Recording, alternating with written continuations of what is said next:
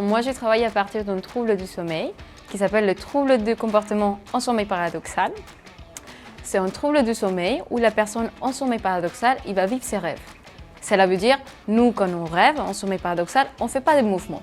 On ne donne pas des coups, on ne crie pas. Toutefois, il y a des personnes qui ont ce trouble du sommeil qui vivent ses rêves. Donc c'est des personnes qui font des coups, qui crient, surtout des comportements très violents pendant ses rêves. Du coup, je travaille au service des pathologies du sommeil de la Pitié-Salpêtrière et on utilise une vidéopolysonographie. C'est quoi une vidéopolysonographie?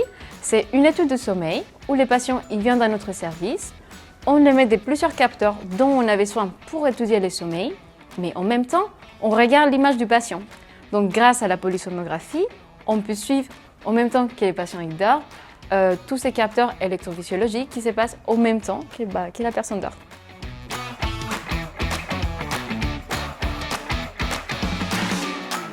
Je suis en première année de thèse et l'objectif de ma thèse, c'est de pouvoir prédire à partir de ces troubles du sommeil dont je viens de vous parler, vers quelle maladie neurodégénérative les patients vont aller.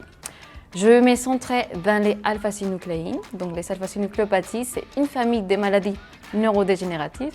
Et mon plus grand rêve, c'est de pouvoir prédire vers quelle maladie les patients vont aller, parce que dans ce sens, on pourrait commencer la neuroprotection des patients bien plus tôt, avant les diagnostics.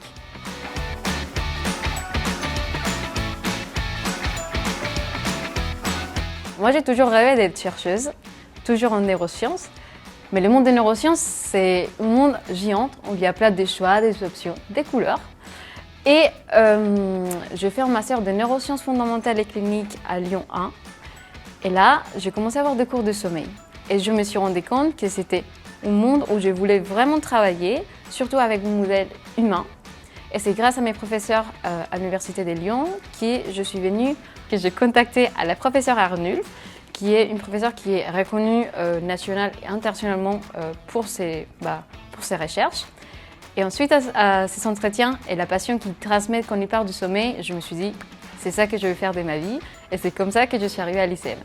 Et pour moi, la science, c'est simplement un moyen de pouvoir aider les personnes et pouvoir donner un peu d'espoir à ces personnes qui vraiment, dans mon cas, souffrent d'une pathologie assez lourde. Et je pense que c'est vraiment pouvoir aider les personnes. C'est ce qui m'a donné le plus l'idée de faire la science.